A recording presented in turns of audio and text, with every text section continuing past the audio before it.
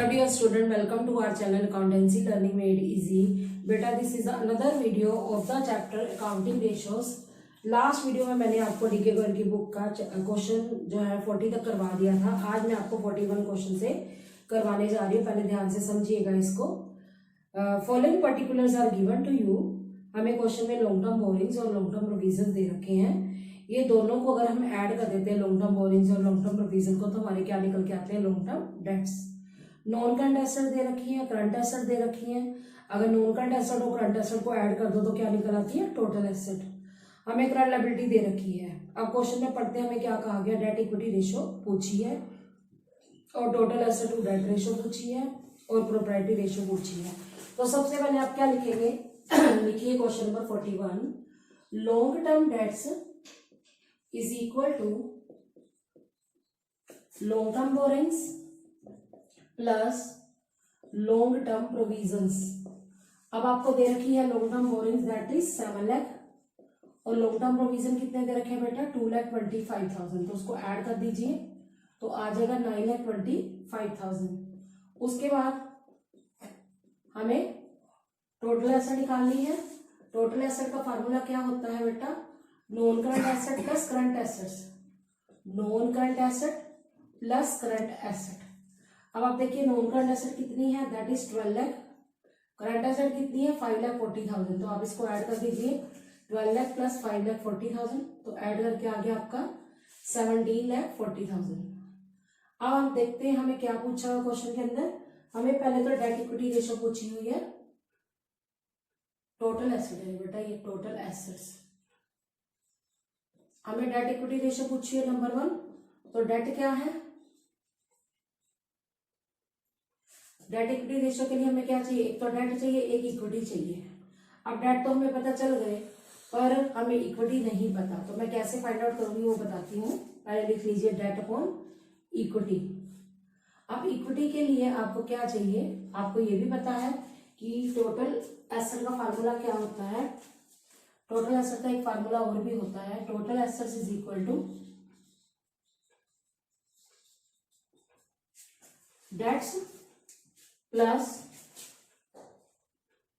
That means long term debts plus short term debts plus equity, यानी कि equity plus non current liability plus current liability.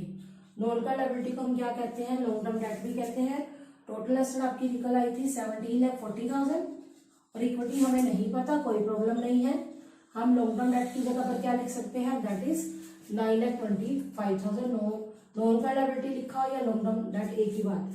Current liability हमें 1,40,000 दे रखी है। तो अब आप क्या करोगे, अब आप 17,40,000 में से माइनस कर दोगे क्या चीज, ये 925 और 140 इधर ले आएंगे, 10,65,000। 10,65,000 हमारी जो है इक्विटी कैसे निकलेगी, 17,40,000 में से, मैं यहाँ पे बता रही हूँ, 17,40,000 में से आप माइनस कर देंगे 10,65,000। तो क्या निकल के आएगा, ठीक है, 6,75,000 हमारी इक्विटी आ गई। लिख लीजिए 6,75,000 इक्विटी आ गई, जो कि हम वैल्यू पुट कर देंगे फार्मूले में। ठीक है, मैं चेक कर लेती हूँ फिर भी। 6,75,000 डेट हमारे कितने निकले बेटा, डेट हमारे हैं 9,25,000 अपॉन इक्विटी। इक्विटी हमने अभी निकाली है, दैट इज 6,75,000। तो आप इसको कट कर दीजिए,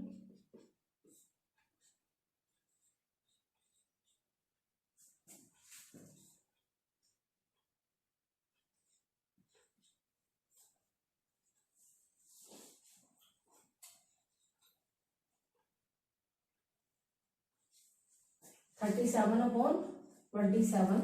तो आंसर आ जाएगा 1.37:1।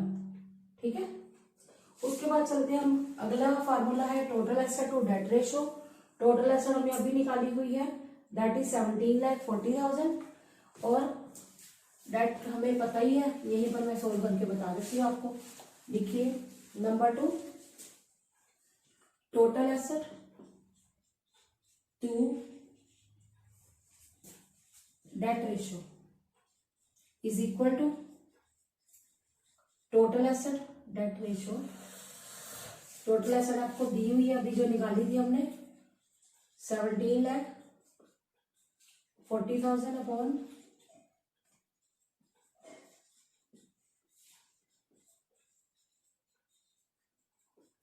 डेट कितने हैं 9,25,000, 9,25,000।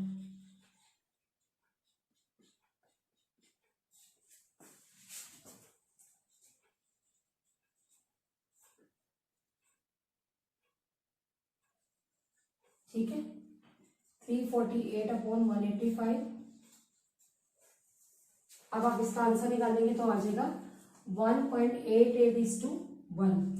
अब चलते हैं नेक्स्ट फार्मूला की तरफ। नंबर 3 लिखिए, प्रोप्राइटरी रेशियो का फार्मूला क्या है, proprietor fund upon total asset into 100। अगर आप 100 लिखोगे तो परसेंटेज में आंसर आएगा। प्रोप्राइटर फंड हमने अभी निकाला था 6,75,000 अपॉन टोटल एसेट कितनी है आपकी, टोटल एसेट है 17,40,000 इंटू 100 लिख दीजिए, तो कट कर दीजिए। ठीक है,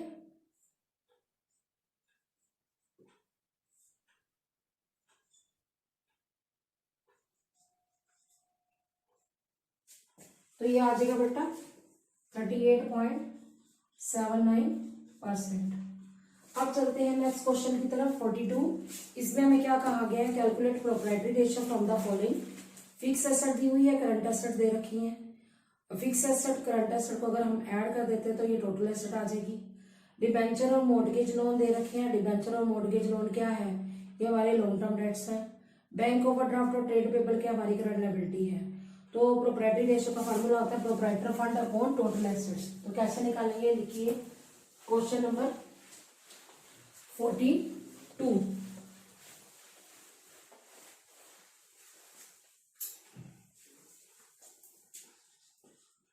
सबसे पहले आप इसमें शेयर होल्डर फंड निकालो।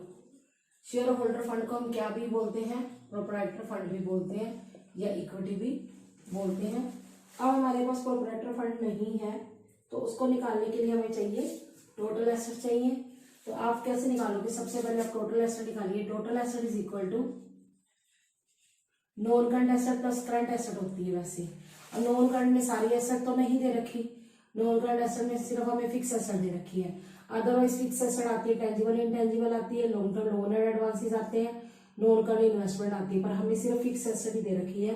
12,80,000 हम वही लिखेंगे, 12,80,000 plus current asset, sorry current asset कितनी है, करंट एसेट है बेटा 7,20,000। तो ऐड करो, ये आ जाएगी 20 लाख। 20 लाख की आपकी टोटल एसेट्स आ गई, 20 लाख की। उसके बाद आप क्या करोगे, आप लॉन्ग टर्म डेट्स निकालेंगे। लॉन्ग टर्म डेट्स, अब मैं आपको बता रही हूँ लॉन्ग टर्म डेट्स में क्या आएंगे, एक तो डिबेंचर्स आ जाएंगे, एक मॉर्गेज लोन आ जाएगा। डिबेंचर है बेटा 5,60,000 के, मॉर्गेज लोन होता है जो गिरवी रख के हमने लोन लिया है, तो ऐड हो जाएगा, दैट विल बी 8,90,000। अब हमारे पास करंट लायबिलिटी निकल सकती है। करंट लायबिलिटी में क्या क्या दिया हुआ है ध्यान से देखिए क्वेश्चन के अंदर। करंट लायबिलिटी में हमें बैंक ओवरड्राफ्ट भी दे रखा है और ट्रेड पेबल भी दिए हुए हैं। बैंक ओवरड्राफ्ट और ट्रेड पेबल को क्या कर दो, ऐड कर दो,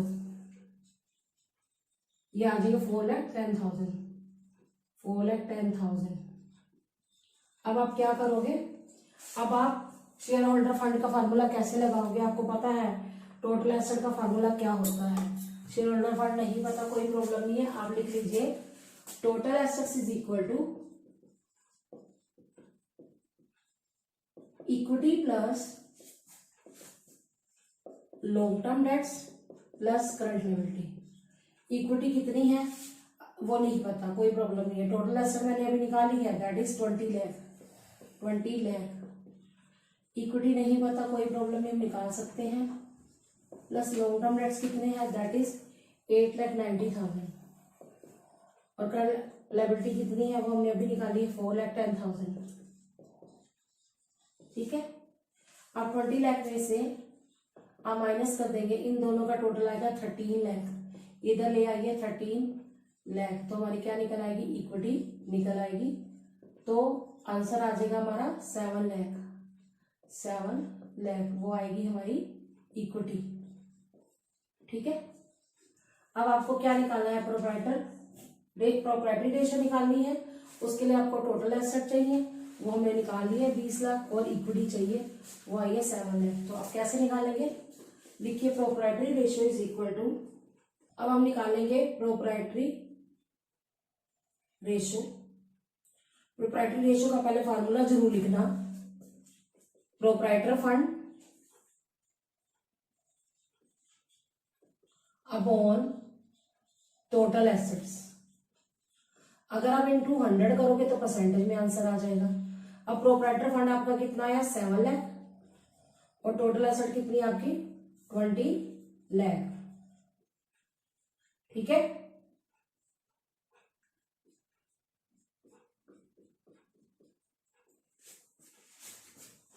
ये आ जाएगा बेटा 0.35:1। आपका आंसर जो दिया हुआ है 0.65, जो कि रोंग है, आप इसको ठीक कर लीजिए 0.35:1। अगर आप इसको ऐसे भी लिखें तो भी ठीक है, या 35% भी लिख सकते हैं। अब चलते हैं बेटा क्वेश्चन नंबर 43 की तरफ। Calculate the value of current asset of x limited from the following. हमें इक्विटी शेयर कैपिटल दे रखी है, प्रेफरेंस शेयर कैपिटल दे रखी है, जनरल रिजर्व है दी हुई, और प्रॉफिट एंड लॉस का बैलेंस है। प्रॉफिट एंड लॉस का बैलेंस माइनस में दिया हुआ है, यानी कि ये सरप्लस की जगह डेफिसिट है। तो आप सबसे पहले क्या करेंगे, आप 3 चीजें प्लस कर दीजिए, और एक जो हमारा P&L का बैलेंस है वो माइनस कर दो, तो आपकी इक्विटी निकल आएगी। तो लिखिए पहले, equity is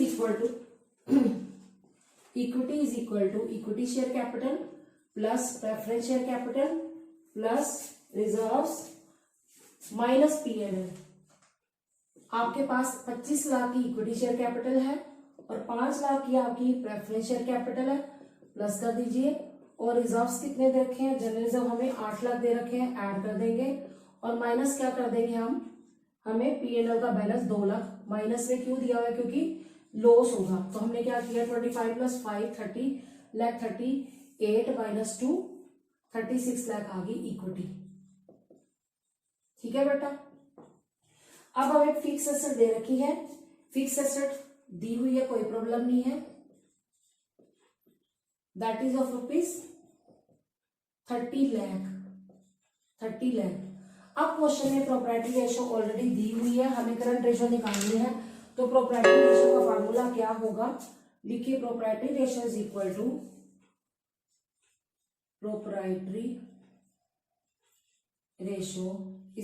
to proprietor fund upon total assets, ये फार्मूला होता है। ठीक है, अब हमें इनटू 100 नहीं करना, लॉजिकली क्यों नहीं करना, क्योंकि प्रोप्राइटरी रेशो हमें इस टू में ही दे रखी है, कि क्या दे रखी है प्रोप्राइटरी रेशो 0.75:1 है, तो डिवाइडेड बाय 1 कर दीजिए। प्रोप्राइटर फंड आपको दिए अभी निकालने आपने 36 लाख, तो आपकी क्या निकल आएगी, टोटल एसेट आ जाएगी। तो लिखिए टोटल एसेट्स, अब इसको क्रॉस मल्टीप्लाई कर दीजिए, आप लिखोगे total assets is equal to, आप इसको इधर ले आइए, total assets is equal to 36 lakh upon 0.75 को हम 75/100 भी कहते हैं, तो अब 100 से मल्टीप्लाई कर दीजिए।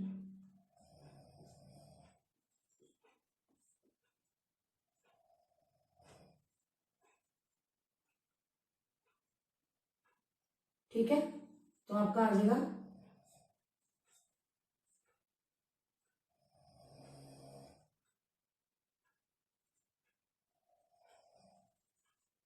ये आएगा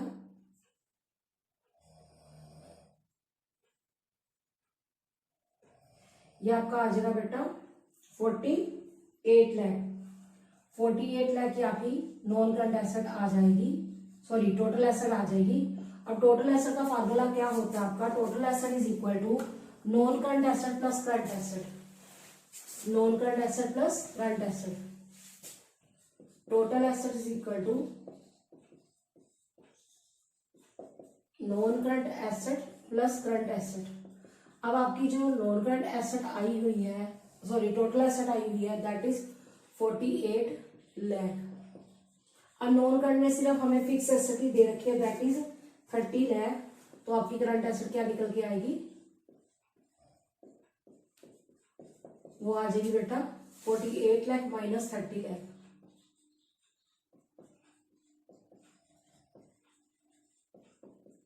ये आ जाएगी हमारी 18 लाख। तो आप आंसर चेक कर सकते हो, 18 लाख की आपकी क्या आ गई है, करंट एसेट। ठीक है बेटा, अब चलते हैं हम क्वेश्चन नंबर 44 की तरफ। अब पहले क्वेश्चन को समझ लेना क्या दिया हुआ है क्वेश्चन में। Question number 44, the proprietary ratio of M limited is 0.80:1। State with reason whether the following transaction will increase decrease और not change the proprietary ratio. की प्रोप्राइटरी रेशियो में 0.80:1 दे रखी है। 0.80:1 का मतलब है कि प्रोप्राइटर फंड जो है 80,000 है और जो टोटल एसेट्स है वो कितनी है, वो 1 लाख है। लिखिए क्वेश्चन नंबर 44। अब ऐसे क्वेश्चन आ जाते हैं पेपर में जिसके अंदर आपको पूछा हो क्या इंप्रूव, मतलब हमारी रेशियो में क्या चेंज आया, इंप्रूव हुई, रिड्यूस हुई या नॉट अल्टर हुई। तो लिखिए proprietary ratio is equal to proprietor fund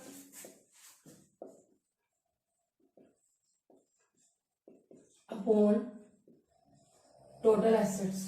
total assets ये फार्मूला होता है, आपको पता ही है ना। अब हमें दी हुई है दैट इज 0.8:1। तो लिखो लेट अस अज्यूम, ये जो 1 है ना, ये 1 क्या है, टोटल एसेट्स है। Total assets is equal to ₹1 lakh. तो प्रोप्राइटर फंड कितना होगा, proprietor fund is equal to 1 lakh into 0.80, तो ये आ जाएगा 80,000। अब चलते हैं सिचुएशन 1 की तरफ। Obtained A loan from bank, अगर कंपनी क्या करे, बैंक से लोन लेगी तो कंपनी का बैंक बैलेंस बढ़ेगा और लायबिलिटी भी क्या हो जाएगी, बढ़ जाएगी। ठीक है, और पेबल आफ्टर 5 ईयर्स, 5 ईयर्स के बाद उसकी पेमेंट करनी है तो कंपनी की लॉन्ग टर्म लायबिलिटी बढ़ेगी। तो आपका क्या चेंज आएगा, लिखिए number 1, obtained a loan from bank, loan from bank, bank से अगर हम लोन लेंगे तो क्या होगा, ₹2 lakh payable after 5 years, 5 years, जिसकी पेमेंट 5 साल बाद करनी है। जो long term loan from bank है वो लॉन्ग टर्म बोरिंग्स का पार्ट है जो कि प्रोप्राइटर फंड में नहीं आता। पर 2 लाख की अगर हम क्या लेंगे, लोन लिया है, बैंक बैलेंस बढ़ेगा तो हमारी टोटल एसेट में क्या आएगा, चेंज आएगा। तो लिखिए total asset is equal to, total asset पहले कितनी थी, 1 लाख थी। अब हमारा जो बैंक बैलेंस बढ़ेगा तो टोटल एसेट 2 लाख और ऐड हो जाएगी, तो 1 लाख प्लस 2 लाख तो आ जाएगी 3 लाख, 3 लाख। तो आप दोबारा निकालिए डेट जो है total proprietor fund, proprietary ratio is equal to proprietor fund upon total asset आता है। प्रोप्राइटर फंड में कोई चेंज नहीं आएगा, 80,000 ही रहेगा अपॉन 3 लाख, 3 लाख। तो अब दोबारा रेशियो निकाल रहे हैं हम, देखते हैं कितनी आएगी, 8/30, इसको और कट कर दो, ये आएगी, बताती हूँ आपको,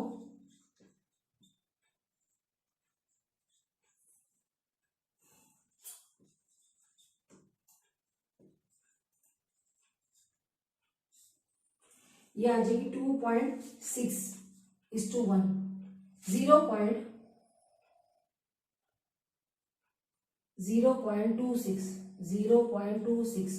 तो आपकी रेशो पहले से क्या हो रही है, कम हो रही है, 0.26:1। तो रेशो पहले से कम हो रही है, 0.80 से कम होगी। तो लिखो hence proprietary ratio will decrease, proprietary ratio क्या हो जाएगी, डिक्रीज हो जाएगी, विल डिक्रीज। अब बेटा देखते हैं number 2, purchase of machinery for cash. Purchased machinery for cash 75,000 rupees, 75,000, 75,000 की हमने मशीन खरीदी है। तो क्या चेंज आएगा, हमारी टोटल एसेट जो है पहले कितनी थी, 1 लाख थी, तो आपकी टोटल एसेट में वैसे कोई चेंज नहीं आने वाला। आप देखिए total asset is equal to 1 lakh plus 75,000 क्योंकि मशीन आई है, माइनस 75,000 क्योंकि कैश कम हो गया, कोई फर्क नहीं पड़ने वाला, तो आपकी 1 लाख ही रह जाएगी टोटल एसेट। इक्विटी तो आपको मैंने बताई थी 80,000 है, तो अब दोबारा निकालिए proprietary ratio is equal to, आप ऑलरेडी फार्मूला लिखे हो तो बार बार लिखने की जरूरत नहीं, proprietor's fund upon total asset. Proprietor's fund इतना ही था, 80,000 ही था, और टोटल एसेट कितनी थी 1 लाख, तो 0.8:1 आ जाएगी। लिखो hence proprietary ratio will not change लिख दो, या विल रिमेन सेम तो भी ठीक है, विल नॉट चेंज, चेंज नहीं होगी।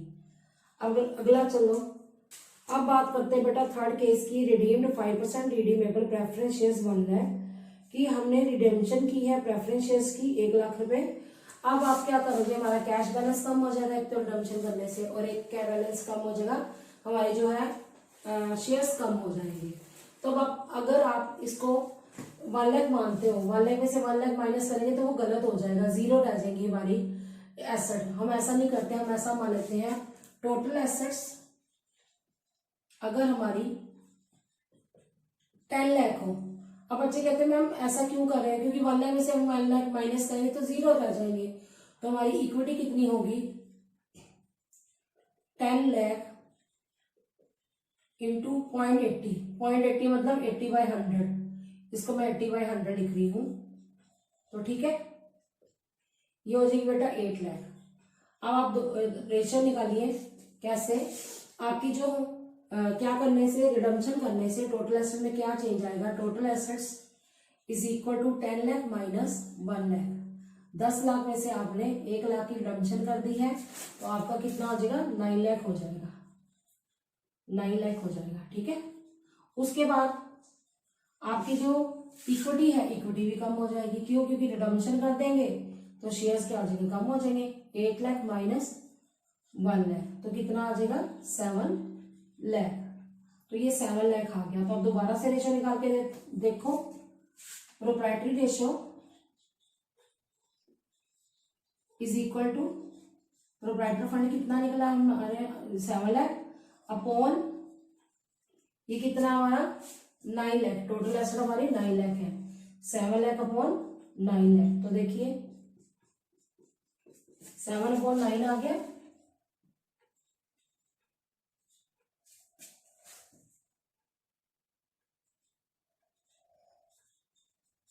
.77:1। तो आप देखिए आपका 0.80 से क्या हो गया, रेशो डिक्रीज हो गया। लिखो hence proprietary ratio will decrease, decrease हो रही है हमारी रेशो।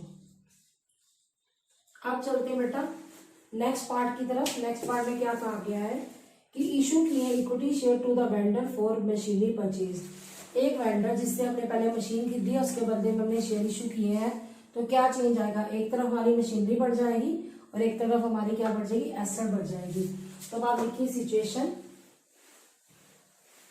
4, आपकी मर्जी, आप इसको 80,000 मान लो, जैसे प्रोप्राइटर फंड, और वो 1 लाख ले लो, ये भी ठीक है, या 10 लाख ले लो, ये 8 लाख ले लो।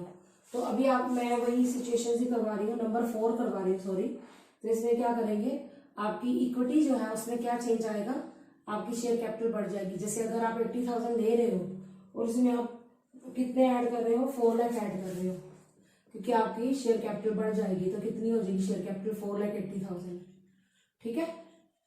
और आप क्या कर रहे हो, टोटल एसेट में भी क्या आ जाएगा, चेंज आ जाएगा। टोटल एसेट कितनी है 1 लाख ली है, जैसे आपने 1 लाख प्लस आपकी मशीनरी बढ़ जाएगी 4 लाख से, तो आपकी टोटल एसेट क्या हो जाएगी 5 लाख। तो अब आप दोबारा से रेशो निकालिए, दोबारा से क्या लिखेंगे, proprietary ratio is equal to, proprietor fund कितना आपका 4,80,000 है, और 5 लाख की आपकी क्या है, एसेट्स है, सॉरी 5 लाख की हमारी जो एसेट्स आई है टोटल, वो आप लिख लीजिए 48/50। तो अब आप इसको कट कर दीजिए, नहीं होता कट तो आप इसको क्या कर दो, डिवाइड कर दो।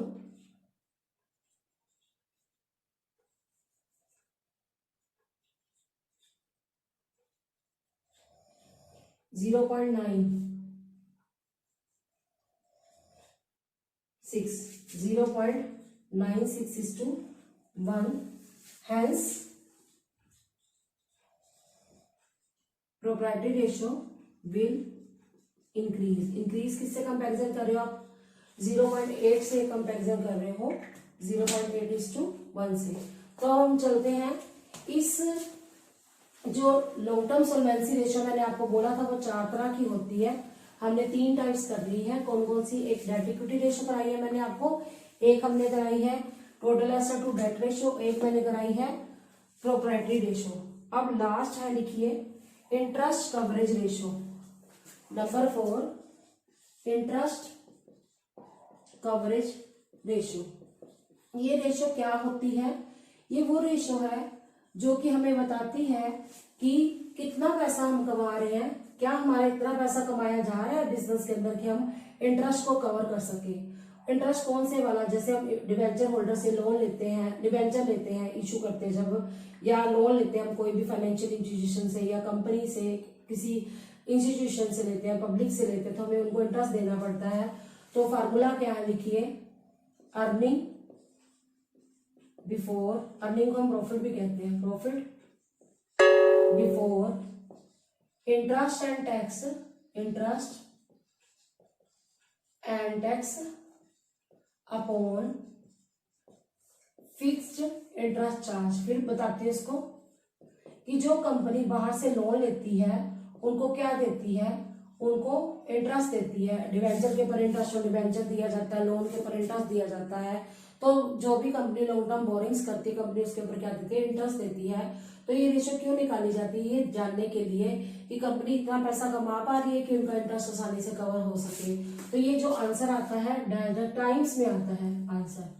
तो इसको करने के लिए हम क्या करते हैं, इसका जो स्टैंडर्ड रेशियो लिखो, standard ratio of this ratio is 6 और 7 टाइम्स। आंसर 6 और 7 टाइम्स आ जाए तो ये कंपनी के लिए अच्छा है। इसका मतलब क्या कि कंपनी में इतना पैसा है, इतना पैसा कवर कर पा रही है कि वो उनको क्या कर सके, उनसे मतलब प्रॉफिट अर्न कर रही है, इतना प्रॉफिट अर्न कर रही है कि उनका कवर हो सके, क्या इंटरेस्ट कवर हो सके। अब मैं आपको इससे रिलेटेड एक क्वेश्चन करवा रही हूँ, ध्यान से सुनिएगा। क्वेश्चन नंबर 45 है, from the following information calculate interest coverage ratio and give your comments also. इसके ऊपर हमें कमेंट्स भी कहा गया है। Net profit after interest and tax दे रखा है। आफ्टर इंटरेस्ट एंड टैक्स का मतलब है सारा कुछ करने के बाद, इंटरेस्ट के भी बाद और टैक्स के भी बाद। बिफोर निकालने के लिए हमें क्या करना पड़ेगा, पहले तो टैक्स प्लस करना पड़ेगा, फिर इंटरेस्ट प्लस करना पड़ेगा। पर टैक्स हम प्लस नहीं कर सकते क्योंकि हमें टैक्स की सिर्फ परसेंटेज दे रखी है। इंटरेस्ट हम निकालेंगे डिवेंचर्स के ऊपर भी और मॉर्टगेज लोन पर। इसको करना कैसे वो समझाती हूँ। देखिए क्वेश्चन नंबर 45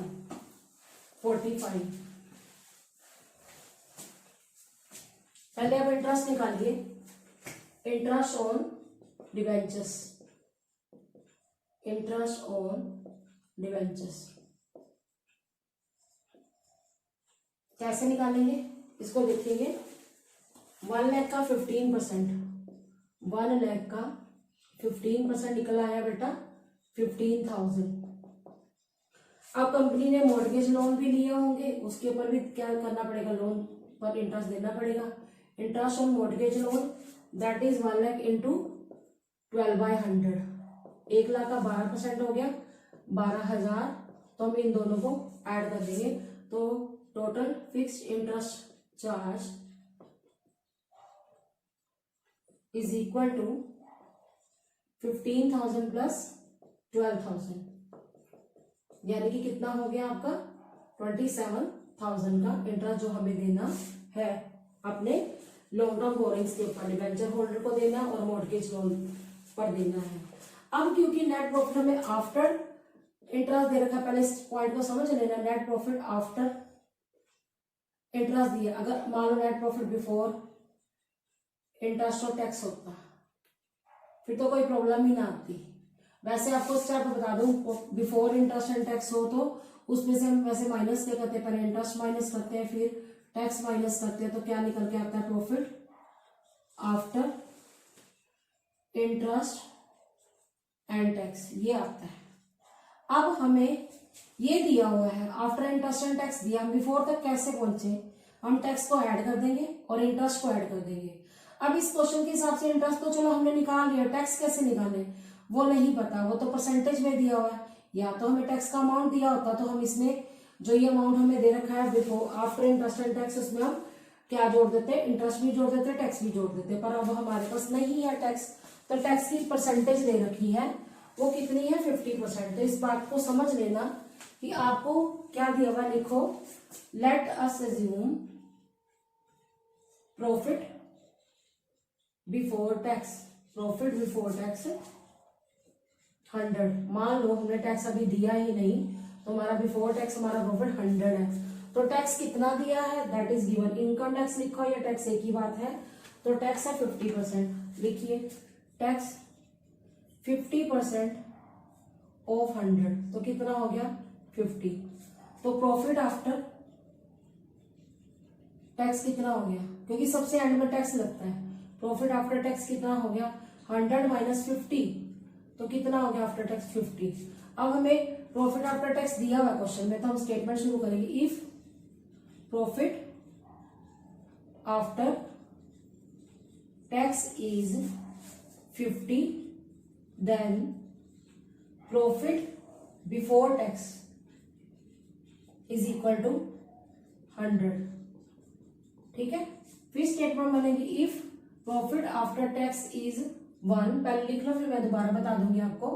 बिफोर टैक्स 100/50, और अगर हमें प्रॉफिट कितना हो आफ्टर टैक्स क्वेश्चन में दिया हुआ है, that is 1,20,000, then profit before tax is equal to 100/50 into 1,20,000। तो हमारा टैक्स कितना, सॉरी प्रॉफिट कितना आ गया, 2,40,000, यानी कि टैक्स से पहले हमारा प्रॉफिट कितना था, 2,40,000। ये पॉइंट आपको मैं दोबारा समझाती हूँ कि हमें क्या हुआ, इसमें इंटरेस्ट तो हमने निकाल लिया, टोटल हमारा 27,000, पर प्रॉफिट आफ्टर टैक्स और इंटरेस्ट दे रखा है। तो आपको पता है कि टैक्स तो सबसे एंड में लगता है, टैक्स से पहले जो है हमने इंटरेस्ट माइनस कर दिया होगा। पर हमें जब आफ्टर इंटरेस्ट एंड टैक्स दे रखा है, यानी कि टैक्स भी माइनस हो चुका है, इंटरेस्ट भी माइनस हो चुका है, तो हम अगर उल्टा चले, टैक्स प्लस करें और इंटरेस्ट प्लस करें, फिर तो ठीक है। लेकिन क्वेश्चन के अंदर हमें टैक्स का अमाउंट नहीं दिया, टैक्स की परसेंटेज दी है, तो उसके लिए हमें क्या करना पड़ा, लेटर से ज्यूम करना पड़ा। प्रॉफिट बिफोर टैक्स 100 है, टैक्स कितना है 50% है, तो 50 आ गया। आफ्टर टैक्स कितना होगा, 100 माइनस 50। तो हमें ये दो बार दिया हुआ है, एक तो हमने अभी निकाला और एक हमें क्वेश्चन में 1,20,000 दिया हुआ है। प्रॉफिट आफ्टर टैक्स 50 हो तो बिफोर टैक्स 100 होगा, अगर 1 हो तो 100/50, और अगर 1,20,000 हो तो कितना आ गया, 2,40,000। अब आपको ये तो पता चल गया कि जो प्रॉफिट आफ्टर टैक्स से हमने बिफोर टैक्स निकाल लिया, अब टैक्स तक तो हम पहुंच गए। तो बिफोर आप लिखिए profit before interest and tax. Interest and tax निकालने के लिए क्या करेंगे, टैक्स से तो हम पहले पहुंच चुके हैं, वो कितना आया 2,40,000, उसमें हम इंटरेस्ट को क्या कर देंगे, ऐड कर देंगे बिफोर लेने के लिए, क्योंकि आफ्टर लेते हैं तो टैक्स इंटरेस्ट माइनस हो गया। बिफोर लेने के लिए हमें इंटरेस्ट को क्या करना पड़ेगा, ऐड बैक करना पड़ेगा, तो आ जाएगा 2,67,000। दोबारा सुनो, बच्चे कहते हैं ना आपने इंटरेस्ट क्यों प्लस किया, इसका लॉजिक क्या है, क्योंकि हमें बिफोर लेना है, आफ्टर दिया हुआ है, आफ्टर मतलब इंटरेस्ट माइनस हुआ पड़े, तो हमें ऐड बैक करना है, क्योंकि हमें profit before interest and tax चाहिए। तो अब लिखिए interest coverage ratio, interest coverage ratio is equal to earning before, इसको हम प्रॉफिट बिफोर भी कहते हैं, earning before interest and tax upon fixed interest charge, fixed interest charge. तो अब आप देखिए आपका profit before interest and tax कितना है, 2,67,000, और इंटरेस्ट चार्ज वाला कितना है, दैट इज 27,000। 1000। तो इसको टाइम्स में इसका आंसर आएगा, तो आप इसको सोल्व करिएगा। ये आएगा बेटा 9.89 टाइम्स, लिखिए 9.89 टाइम्स, ठीक है, जो कि 6 और 7 टाइम्स से ज्यादा है, कि हम इतना पैसा कमा पा रहे हैं कि हम आसानी से उनको इंटरेस्ट दे सकते हैं, इवन कि 9 टाइम्स ज्यादा कमा रहे हैं। तो अब बेटा मैं इसमें कमेंट्स पूछे गए, तो मैं आपको कमेंट बता रही हूँ, आप लिखिए an interest coverage ratio of 6 to 7 times is considered appropriate as the actual interest coverage ratio is nearly 10 times। आप देख सकते हो कि 9.89 टाइम्स आई है, तो वो नियरली 10 टाइम्स आ गई है। It means that the company will be able to pay the interest on long term loans regularly, कि कंपनी के पास इतना पैसा है कि वो क्या कर सकती है, रेगुलरली पे कर सकती है। यानी कि इंटरेस्ट कवरेज रेशियो क्यों निकाली जाती है, ये जानने के लिए निकाली जाती है कि कंपनी इतना पैसा कमा पा रही है कि वो उनको इंटरेस्ट दे सके, इंटरेस्ट कवर किया जा पा रहा है कि नहीं पा रहा, तो उसको निकालने के लिए हम इंटरेस्ट कवरेज रेशियो निकालते हैं। फार्मूला क्या है, profit before interest and tax upon total fix interest charge. जो earning before interest and tax है वो किस तरह निकालते हैं वो मैंने आपको सिखा दिया। तो बेटा आज मैंने आपको इस वीडियो में क्वेश्चन नंबर 41 से लेकर क्वेश्चन नंबर 45 तक सिखाया है, जिसके अंदर मैंने 4 रेशियोज बताई हैं लॉन्ग टर्म सॉल्वेंसी रेशियो। एक होती है बेटा डेट इक्विटी रेशियो, एक होती है total asset to debt ratio, एक होती है बेटा प्रोप्राइटरी रेशियो, और एक होती है इंटरेस्ट कवरेज रेशियो। पर अभी भी आपके इंटरेस्ट कवरेज रेशियो के 2-3 क्वेश्चन रह रहे हैं, तो मैं आपको वो अगली वीडियो में करा दूंगी। So student, I hope you understood the topic well. Stay tuned with me in the next video. Thanks for watching.